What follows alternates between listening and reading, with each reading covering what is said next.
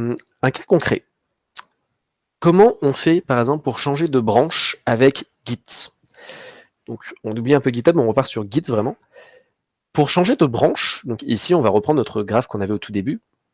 On avait master, develop et des branches de travail. Il me suffit de faire git checkout, le nom de mon remote et le nom de ma branche.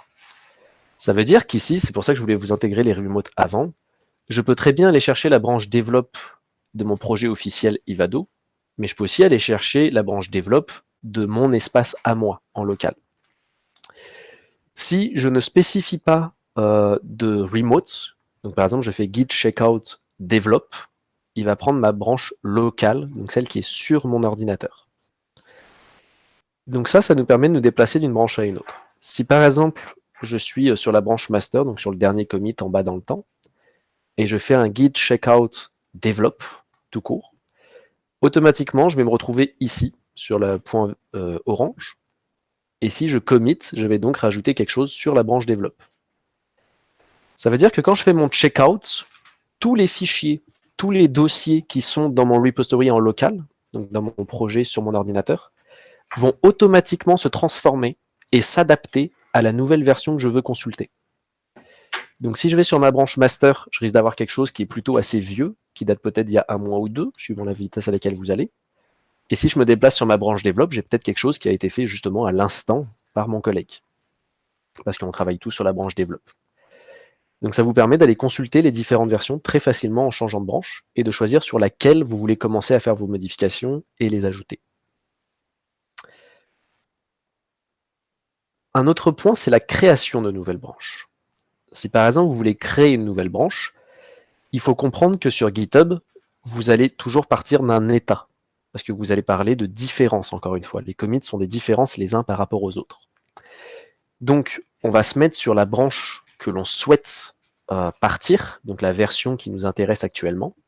Par exemple, imaginons, je vais partir de develop, et je vais pouvoir faire git checkout -b, qui veut dire qu'on va créer une nouvelle branche à partir de celle-ci, et je vais lui donner un nom. Par exemple, ici, dans mon exemple, je l'appelle My New Feature, ma nouvelle fonctionnalité. Ça va me créer une nouvelle branche, et ça va me déplacer dessus. Donc ça va me faire une branche un peu comme vous les voyez en bas, en jaune ou en bleu. Je vais pouvoir ajouter mes commits dessus, et je vais pouvoir essayer de la merger plus tard. Donc ça, c'est vraiment la manière de travailler. Quand vous voulez faire des différences, en général, vous allez toujours sur la branche develop officielle. Vous allez sur git checkout, par exemple upstream develop, donc la branche la plus à jour, celle qui est toute dernière, et vous allez créer une branche de travail avec git checkout -b, votre nouvelle branche. En faisant juste ces deux lignes de commande, vous venez de prendre les toutes dernières modifications de votre projet faites par l'ensemble de votre groupe de travail, et vous venez de créer une nouvelle branche où vous allez pouvoir travailler sans gêner qui que ce soit.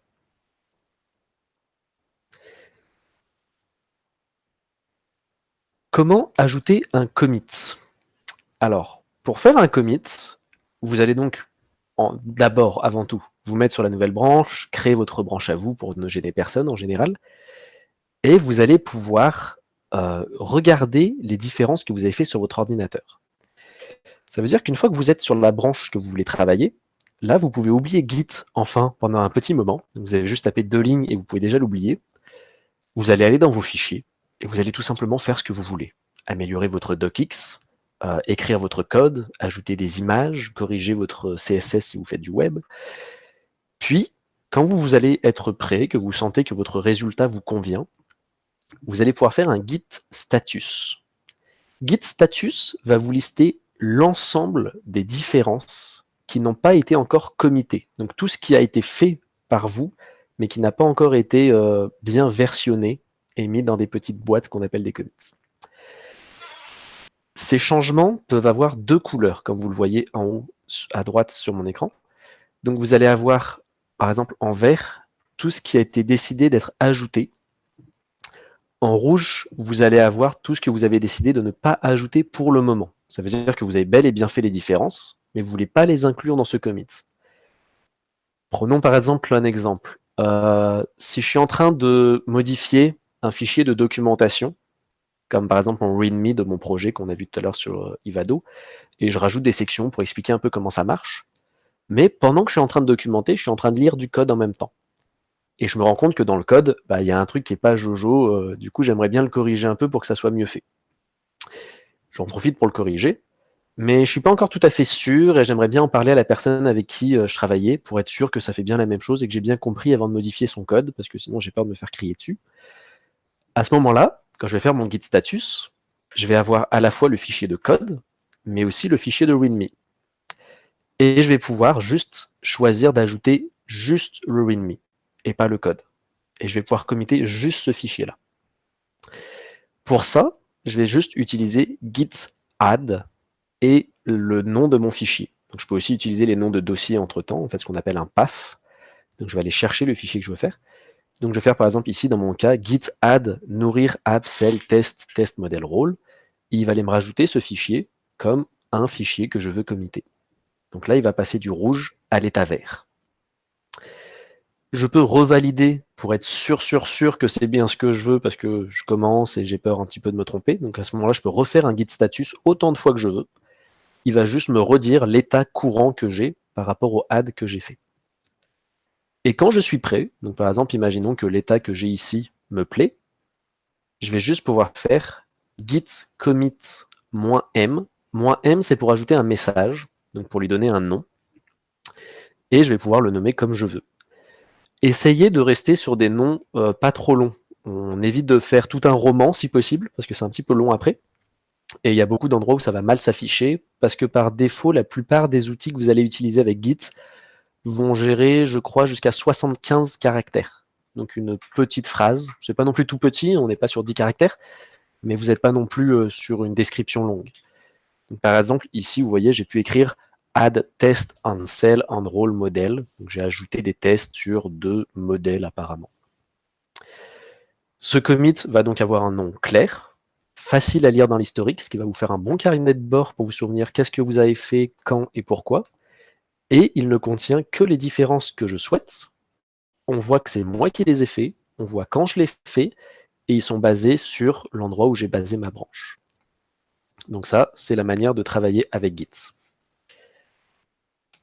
Une fois qu'on a donc commité nos changements, qu'on a créé notre nouveau petit rond, puis peut-être même qu'on en a créé plusieurs à la suite, parce que je vous déconseille par exemple de travailler toute la journée avec Git, et finalement de vous dire ok, maintenant je vais faire mon commit, puis je vais mettre jour 1 Ivado, j'ai fait 10 heures de travail aujourd'hui, et demain quand je vais arriver, s'il y a un truc qui marche pas, ça va être très compliqué de me souvenir ce que j'ai fait, dans quel ordre. Essayez plutôt de vraiment vous mettre des micro-tâches, en vous disant j'améliore la documentation, je fais un commit, je l'enregistre. Ensuite, j'ai vu un bug dans le code, je vais aller le corriger. Je corrige mon bug, je fais un commit juste pour ce correctif de bug, et ainsi de suite. Donc normalement, à la fin de vos journées, vous avez plusieurs commits qui correspondent à l'ensemble de vos tâches que vous allez pouvoir partager avec l'équipe. Je vois qu'il y a une question. Ah non, c'est une réponse directement. Parfait. Jusque-là, donc je pense ça c'était assez clair, je pense c'est assez facile à appréhender. Donc vous regardez vos différences avec Git Status, n'hésitez pas à en faire autant que vous voulez, encore une fois, n'ayez pas peur. Et vous pouvez ajouter, refaire des Git Status pour être sûr, et juste un commit après pour bien dire ce que vous voulez rajouter. Une fois que vous avez vos commits, donc c'est bien beau, vous avez travaillé, c'est enregistré en local, ce qui est déjà mieux que de travailler sur un document Word, vous allez ensuite pouvoir les pusher. Donc pousser vos différences, ça veut dire que vous allez les sortir de votre PC et les mettre autre part, donc les pousser vers l'extérieur, contrairement au pull qui vous permet de les tirer vers vous, de les ramener sur votre ordinateur. Pour pusher, on a une commande qui s'appelle git push, le nom du remote que vous voulez utiliser et la branche. Donc par exemple, là, je vais pouvoir faire git push origin.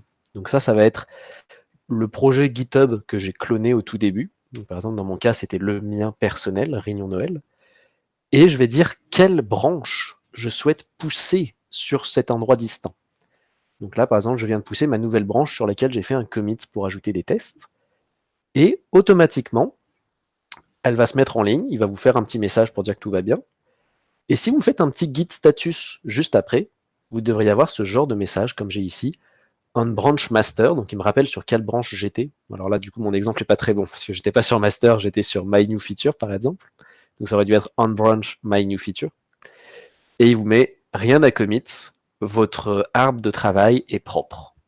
Donc vous n'avez aucune différence sur votre ordinateur, vous avez bien tout add et commit, vous avez tout push, donc tout va bien. Ça vous permet, au moins, même si vous travaillez tout seul, comme je vous disais tout à l'heure, de sauvegarder sur le cloud. Moi, mon ordinateur, je me le suis fait voler, par exemple, juste avant le début du Covid. J'étais très heureux d'avoir Google et d'avoir GitHub, parce que toutes mes données étaient sur Internet. En 2020, la plupart de vos employeurs ou de vos collègues vont criser si quand vous perdez votre laptop, vous perdez toute la base de code ou toute l'analyse que vous avez faite. On s'attend vraiment à ce que les gens stockent de manière émanente, donc avec des copies de travail propres et dans le cloud. Donc même si vous travaillez tout seul, vous pouvez au moins faire ça et pousser sur GitHub et vous êtes sûr de pouvoir retrouver votre travail.